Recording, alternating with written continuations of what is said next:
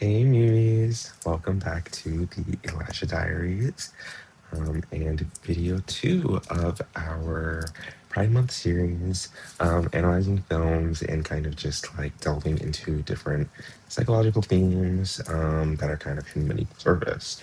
Um, I decided this week to focus on the film Moonlight, and obviously, as you can see from the title, it is the cost of being seen. Make me your girl. If it's something that you need, then baby, come and share my world. Oh, if it's something that you want, come and take a walk with me. Everything that you need, I got it right here, baby. Some films tell stories through plot, others tell stories through feeling. Moonlight belongs firmly in the latter category. Through three distinct stages of our main character, Chiron's life, Little,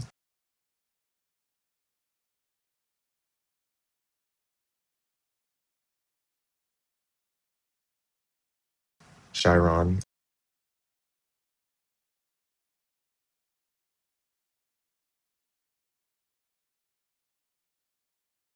and Black,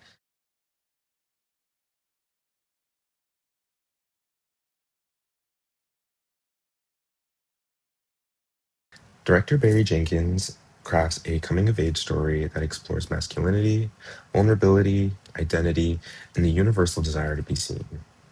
While the film is often discussed through the lens of Black queer representation, Moonlight's greatest strength lies in its exploration of what happens when a child grows up with the safety to discover himself freely. Throughout the film, Chiron is repeatedly told who he should be by his peers, his environment, and even his family. Yet through the gentle presence of Juan, Teresa, and Kevin, he slowly learns that identity cannot be assigned from the outside, it must be claimed from within. That idea resonated with me immediately. Growing up on Cape Cod in predominantly white schools, I often felt like an outsider. In every room I entered, as one of the only Black students in advanced classes, I became hyper aware of my difference at a very young age. Before I ever had the language to understand myself, other people seemed very eager to define me. Like Chiron, I learned very early on that there is a big difference between being noticed and being seen. To understand how Moonlight develops this idea, we first have to examine its unique structure. Moonlight divides Chiron's life into three chapters: Little, Chiron, and Black. On the surface, each chapter introduces what appears to be a different character, while in reality, Jenkins presents three versions of the same person shaped by different stages of survival. As Little, Chiron is quiet, observant, and constantly under attack by forces he cannot fully understand.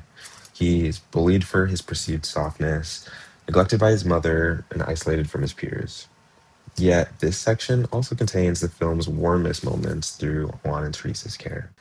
The second chapter presents adolescence as a battlefield. As Chiron's peers begin experimenting with identity, sex, and masculinity, he finds himself increasingly trapped between who he is and who the world demands he become. The tenderness of the beach sequence with Kevin stands in direct contrast to the violence and humiliation he experiences elsewhere. By the time we meet Black, that conflict appears resolved.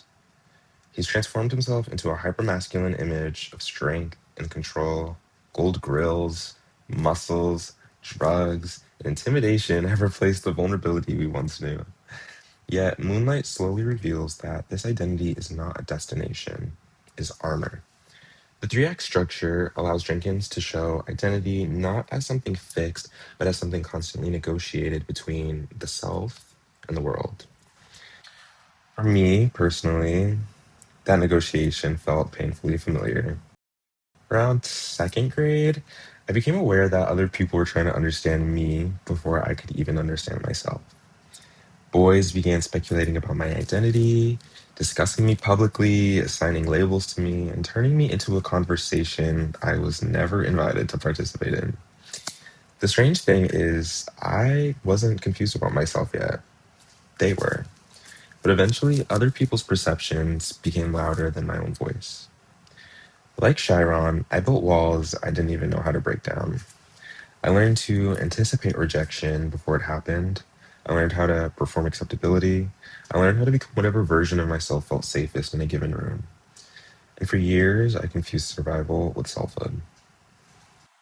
At the center of Moonlight lies a simple question: who actually sees Chiron? Most characters project assumptions onto him. His classmates call him weak. His mother kind of interprets him through shame and frustration. His neighborhood constantly attempts to define him before he can define himself.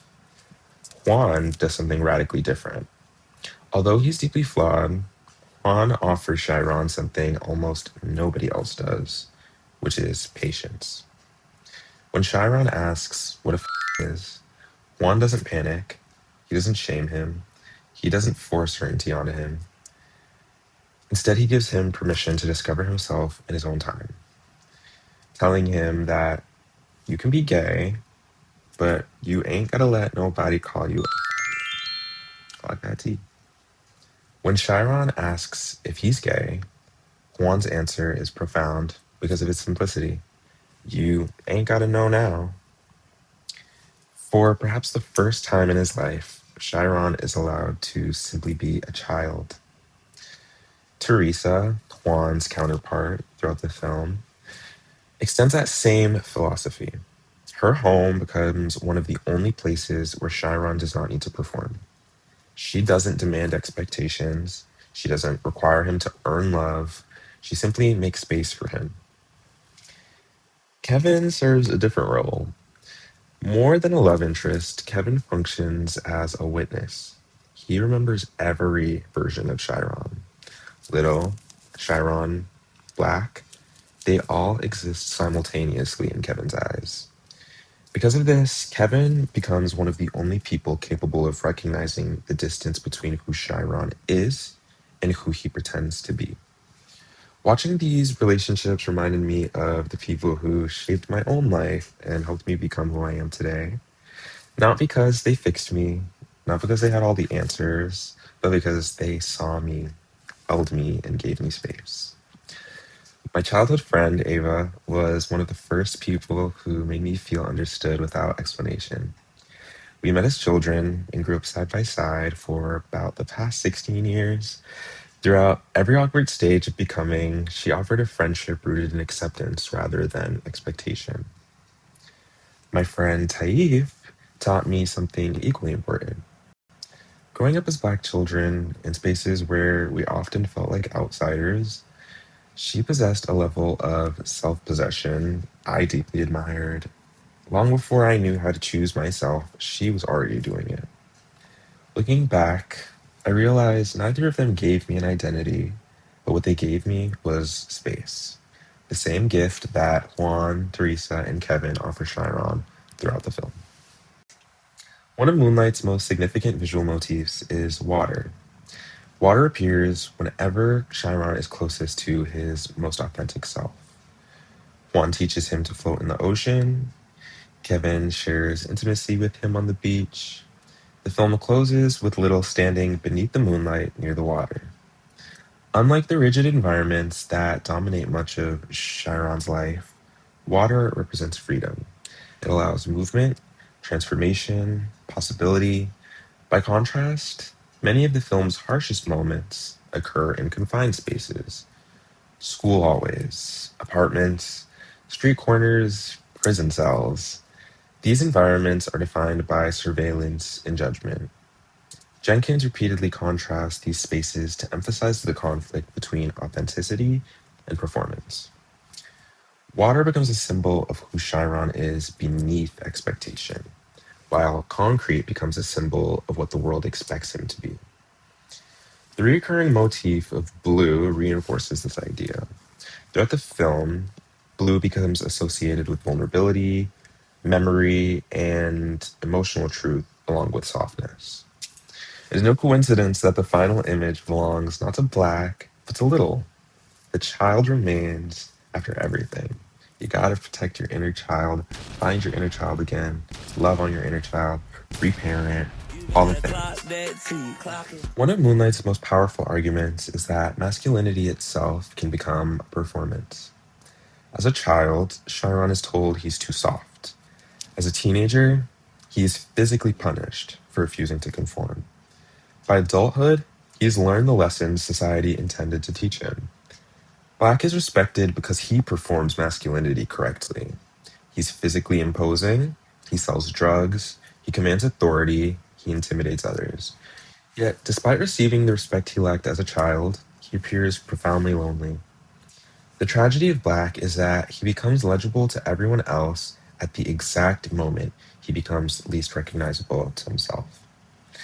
Kevin immediately notices this contradiction. He simply observes, "That's not you," which cuts through years of performance and exposes the person still hidden underneath. I think many people, especially queer people, understand this instinctively. For years, I believed my purpose was to make myself as accessible, agreeable, and useful as possible in the navigating of other people's lives and stories. To keep the peace, to not upset anyone, to be whatever version of myself people were most comfortable with. It took me years to realize that self abandonment is not kindness, it is survival. And survival, while necessary, cannot sustain a person forever. Moonlight ultimately argues that strength is not found in domination or intimidation, it is found in the vulnerability, in honesty, and allowing yourself to be fully seen, unabashedly in your truth, honey. Moonlight is often described as a story about sexuality. I think its deepest concern is visibility. Every chapter of Chiron's life asks the same question. What happens when a person spends their life becoming who others need them to be rather than who they truly are? Through its structure, characters, visual symbolism, and exploration of masculinity, the film argues that identity cannot be imposed from the outside. It must be discovered, protected, and ultimately embraced. Looking back, what Moonlight helped me understand is that none of us become ourselves alone. Chiron had Juan, Teresa, and Kevin. I had people of my own. People who saw me before I knew to see myself. People who offered acceptance when I expected judgment. People who reminded me that being understood is possible. The final image of Little standing beneath the moonlight is not simply a memory, it is a reminder. Beneath every performance, every defense mechanism, and every survival strategy, the child who first asked who he was still exists. And perhaps being truly seen by others and by ourselves is the first step to becoming whole. All right, Mimis, I hope you enjoyed video 2002 of our queer film analysis series for Pride. Moonlight is a movie I saw again kind of when I was like a baby, and I saw it at a time that I didn't fully understand or relate to the themes. I felt like a lot of what I was seeing felt demonizing of the experience at first. But now I truly understand on the other side that it wasn't demonizing, it was survival through every era of Sean's life. He kind of has a different sense of expectation put on him. When he's a baby, he is sexualized and told he's too soft.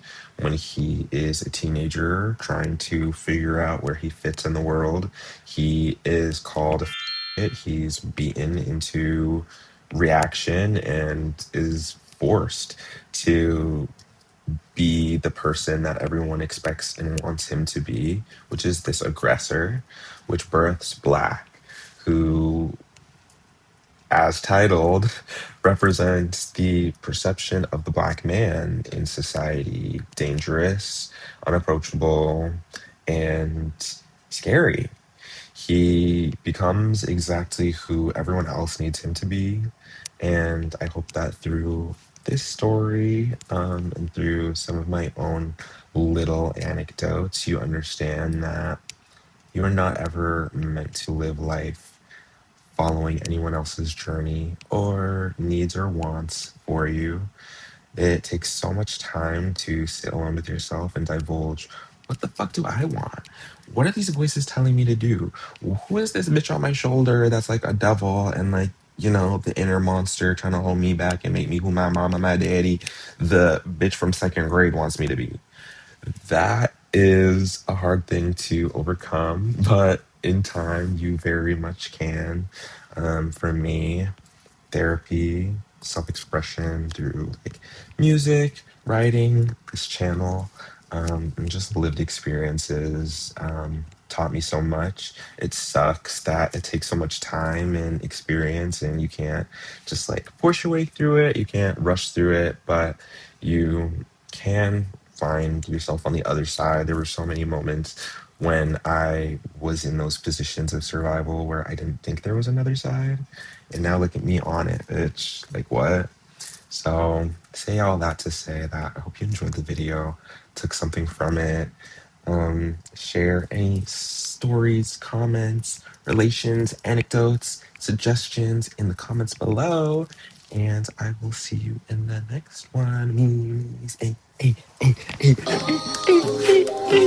to be alive, living in a picture, banging on my hotline.